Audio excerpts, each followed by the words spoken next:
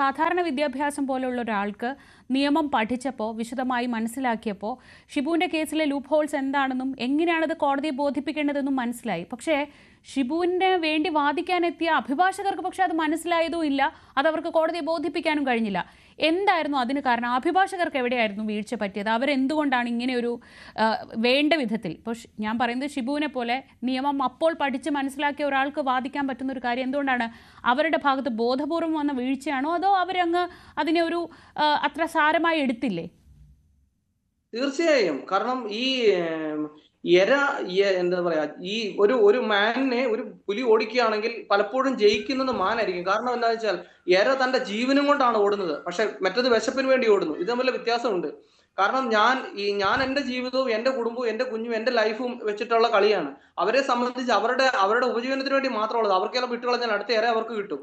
അവരെ സംബന്ധിച്ച് അതൊരു വിഷയമല്ല. കാരണം തന്നെയല്ല, ഇപ്പൊ എനിക്ക് വിചാരണ കോടതി സംഭവിച്ചിരിക്കുന്നു പറഞ്ഞാൽ തീർച്ചയായും എന്റെ അഭിഭാഷകൻ, ഞാൻ ആദ്യം ഒരു അഭിഭാഷകനെ വെച്ചു. അഭിഭാഷകൻ സുഖമില്ലാതെ കേസിന്റെ ഒരു വർഷം മുമ്പേ അദ്ദേഹം മറ്റൊരു അഭിഭാഷകനെ വെച്ചിരുന്നു.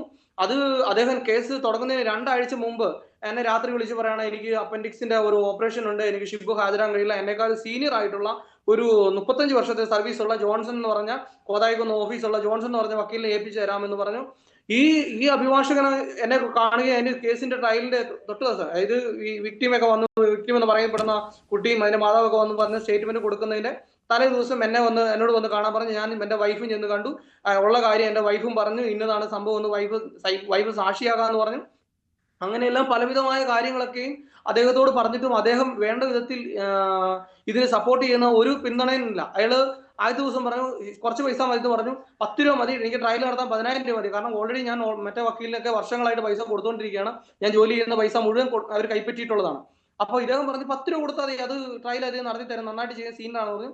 ആ 2 പേര് സാക്ഷി പറഞ്ഞതിന് ശേഷം ഇയാൾ എന്ത് ചെയ്തെന്ന് ചോദിച്ചു കഴിഞ്ഞാൽ എന്നോട് പറയാണ്, ഞാൻ ഇങ്ങനത്തെ കേസുകൾ കൈകാര്യം ചെയ്യുന്ന 1 ലക്ഷം രൂപയാണ്, എനിക്ക് 1 ലക്ഷം രൂപ വേണമെന്ന് പറഞ്ഞു. അപ്പൊ ഞാൻ പെട്ടെന്ന് ഞാനൊരു കൂലിപ്പണി ചെയ്യുന്ന ഒരാളാണ്, സാധാരണ കൂലിപ്പണി ചെയ്യുന്ന ആളാണ്. എനിക്ക് ഈ കേസ് വന്ന് ഞാൻ ചെറിയ ബിസിനസ് ഒക്കെ ചെയ്ത് നന്നായിട്ട് മെച്ചപ്പെട്ട് വന്നിരിക്കുകയായിരുന്നു. വരുന്ന സമയത്താണ് കേസ് വരുന്നത്.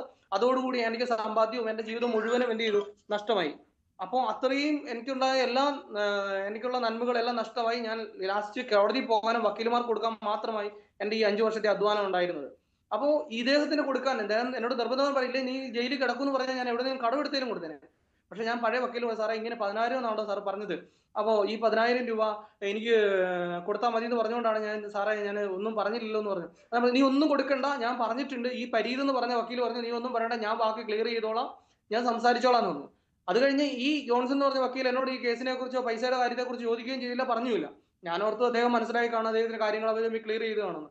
പക്ഷേ പിന്നീട് ഞാൻ ശിക്ഷിച്ച് ജയിലിനകത്ത് വന്നതിന് ശേഷമാണ് എനിക്കെതിരെയുള്ള പരാതി വായിച്ചപ്പോഴാണ് മനസ്സിലാകുന്നത്, ഈ കേസിൽ ഇങ്ങനെയാണ് എനിക്കെതിരെ പരാതി കൊടുത്തിരിക്കുന്നത്. കോടതിയിൽ മൊഴി പറയുന്നത് കേട്ട് കഴിഞ്ഞാൽ ഒരു എരമ്പല് മാത്രം, അതായത് അത്ര ടെൻഷനിലായിരുന്നു ഞാൻ.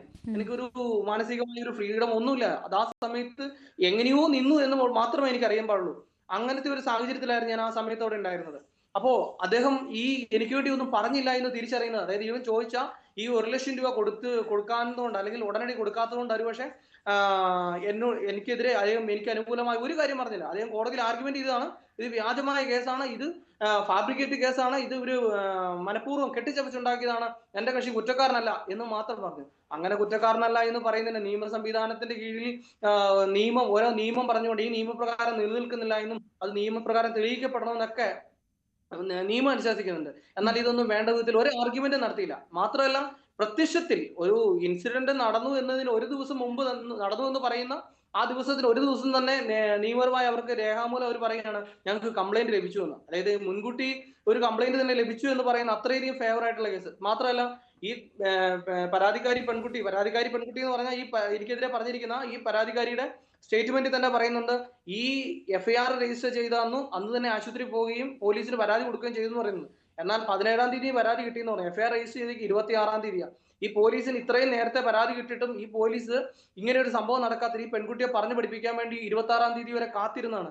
ഇത്രയധികം തെളിവുകളും ഇത്രയധികം എവിഡൻസുകളും ഉണ്ടായിട്ടും ഇതൊന്നും കോടതിയുടെ ഭാഗത്ത് നിന്നുള്ള ഈ വീഴ്ച ഇപ്പോൾ ഈ പറയുന്നത് പോലെ വക്കീൽ അവിടെ വേണ്ട വിധത്തിൽ വാദിച്ചില്ല, കോടതിയുടെ മുന്നിലെത്തുന്ന ഡോക്യുമെന്റ്സ് വെച്ചാണല്ലോ കോടതി തീരുമാനം എടുക്കുന്നത്. പോലീസിന്റെ ഭാഗത്തുനിന്ന് ഇതിൽ ഷിബുവിനെ കുരുക്കാൻ ഒരു മനഃപൂർവ്വം ശ്രമം നടന്നു, അല്ലെങ്കിൽ സ്വാഭാവികമായും ഇങ്ങനെ ഈ പരാതി കിട്ടിയ തീയതിയുണ്ട്, അല്ലെങ്കിൽ ഈ കുട്ടിയെ വിശദമായി ഒന്ന് ചോദിച്ചാൽ കാര്യങ്ങൾ അറിയാം, അവിടെയും ഒരു മനഃപൂർവ്വമായ കൊടുക്കാനുള്ള ശ്രമമായിരുന്നു നടന്നത് പോലീസിന്റെ ഭാഗത്തുനിന്ന് തൊടുപുഴയിൽ?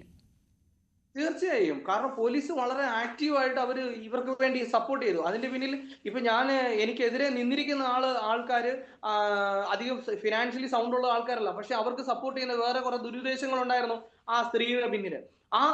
അവര് സപ്പോർട്ടിങ് മൂലം ആണ് ഇനി ഒരു പക്ഷെ എന്റെ അഭിഭാഷകനെ അവര് ക്യാൻവാസ് ചെയ്തിട്ട് അവരെന്ത് ചെയ്ത് കാണാം, അവര് ചിലപ്പോൾ കെട്ടിയിട്ടുണ്ടാവാം, പണം കൊടുത്ത് അവർ വശത്താക്കിയിട്ടുണ്ടാവാം. ഞാൻ വിശ്വസിക്കുന്നത്. കാരണം എന്റെ വൈഫ് പോലും പറയുന്നുണ്ട്, അഭിഭാഷകനോട് പറഞ്ഞു, ഞാൻ ഈ പറയുന്ന ദിവസം ഈ കുട്ടി ഞങ്ങളുടെ വീട്ടിൽ വന്ന് പൈസ എടുത്തതിനും ഈ കുട്ടിയെ ഞങ്ങൾ ശാസ്തി ഇറക്കി വിട്ടതിനും എല്ലാം എന്റെ വൈഫ് സാക്ഷിയാണ്. തന്നെയല്ല, വൈഫ് തന്നെ ഒരു ദിവസം ഇരുന്നപ്പോൾ പൈസ എടുത്ത് വൈഫ് താക്കീത് ചെയ്ത് വിടുകയും ചെയ്തിട്ടുള്ളതാണ്. ഈ പറയുന്ന വിഷയം വൈഫിന്റെ വായിൽ നിന്ന് തന്നെ പുറത്തു പോയിട്ടുള്ളതാണ്. അപ്പൊ ഇതെല്ലാം അറിഞ്ഞിട്ടും വൈഫ് കോടതി സാക്ഷി പറയുന്നത് അതിന്റെ ഒന്നും ആവശ്യമില്ല, അങ്ങനെ ഒന്നും സമ്മതിക്കില്ല എന്ന് പറഞ്ഞു. പിന്നെ ഞങ്ങൾ ഈ പറയുന്ന മാസം ഞങ്ങൾ അവിടെ താമസമില്ല, ആ വീട് വെക്കേറ്റ് ചെയ്ത് പോയി. ഈ പറയുന്ന ഹൗസ് ഓണർ എന്ന് പറയുന്ന ഈ കേസിൽ PW5 ആയിട്ടുള്ള ഹൗസ് ഓണർ പറയുന്നുണ്ട്, അയാൾ വസ്തുതാപരമായിട്ടുള്ള കാര്യം, സത്യസന്ധമായ കാര്യമാണ് അയാൾ പറയുന്നത്. ഇന്നലെ പ്രതി അവിടെ താമസം വന്നു വരുന്നതിന് ഒരു വർഷം മുമ്പ് തന്നെ, അതായത് ഞാൻ അവിടെ താമസം വന്ന് ഒരു വർഷം മുമ്പ് തന്നെ ഈ കുട്ടിയെ പീഡിപ്പിച്ചു തുടങ്ങിയെന്നൊക്കെയാണ് കഥ പറഞ്ഞിരിക്കുന്നത്. പക്ഷെ ഈ പറയുന്ന കാലയളവ് അനുസരിച്ച് നോക്കിയാൽ ആകെ ഞങ്ങൾ 10 മാസം 11 മാസം അവിടെ താമസിച്ചിട്ടുള്ളൂ. 10 മാസം താമസിച്ചിട്ടുള്ളൂ. ഈ കറക്റ്റ് കാര്യങ്ങൾ പറയുന്നുണ്ട്.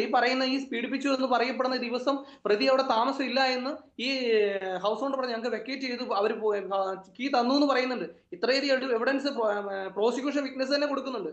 പക്ഷെ ഇത്രയധികം തെളിവുകൾ ഉണ്ടെങ്കിലും ഇതൊന്നും കോടതി കണക്കാക്കിയില്ല. ഇനി മറ്റൊരു കാര്യം, ഈ കംപ്ലൈന്റ് ലഭിച്ചു എന്ന് പറയുന്ന സ്കൂളിൽ ഒരു നേഴ്സ് ഉണ്ട്, നേഴ്സിന്റെ അടുത്ത് മരുന്ന് വാങ്ങിക്കാൻ ചെന്നപ്പോഴാണ് ഈ കംപ്ലൈന്റ് തന്നോട് പറഞ്ഞതെന്നാണ് പറയുന്നത്. ഒന്നുമില്ല, ജസ്റ്റ് ചെറുതായിട്ടൊരു സാമാന്യ ബുദ്ധി ചിന്തിച്ചാൽ, നിയമമൊന്നും പഠിക്കേണ്ടില്ലേ, ഒരു നേഴ്സിന്റെ അടുത്ത് ഒരിക്കലും നേഴ്സിന് മരുന്ന് കൊടുക്കാനുള്ള നിയമപരമായ അധികാരം നൽകിയിട്ടില്ല. മാത്രമല്ല, പീഡിയാട്രിക് വിഭാഗത്തിൽപ്പെട്ട കുട്ടികൾക്ക് മരുന്ന് കൊടുക്കാൻ നേഴ്സുമാരെ ഉപയോഗിക്കാൻ കഴിയില്ല. തന്നെയല്ല, ഈ നേഴ്സ് എന്ന് പറയുന്ന JPHN, junior public health nurse ആണെന്നാണ് പ്രോസിക്യൂഷൻ അവകാശപ്പെടുന്നത്. ജൂനിയർ പബ്ലിക് ഹെൽത്ത് നേഴ്സ് എന്ന് പറയുന്നത് ഒരു സ്കൂളിൽ മരുന്ന് വിതരണം ചെയ്യുന്ന ഒരു സെക്ഷൻ അല്ല. അത് പബ്ലിക്കിന്റെ ഇടയിൽ, വാർഡ് തലത്തിൽ 2-3 വാർഡുകളുടെ ഇടയിൽ കയറിയിറങ്ങി വീടുകളിൽ ബോധവൽക്കരണം നടത്തുക, അങ്ങനെയുള്ള കാര്യങ്ങളാണ് ചെയ്യുന്നത്. അങ്ങനെ ഒരു നേഴ്സിനെ അവിടെ സർക്കാർ നിയമിച്ചിട്ടില്ല. ഞാൻ ആരോഗ്യ വകുപ്പിന്റെ സെക്ഷനുകളിൽ ഈ വിവരം വെച്ച് അപേക്ഷിച്ചപ്പോ എനിക്ക് അതിന് നല്ല കൃത്യമായ മറുപടി വന്നു. ഇങ്ങനെ ഒരു സംഗതി നടന്നിട്ടില്ല, അങ്ങനെ ആളെ അവിടെ നിയമിച്ചിട്ടില്ല എന്ന് അവിടുന്ന് വ്യക്തമായ ഒരു മറുപടി തന്നിട്ടുണ്ട്.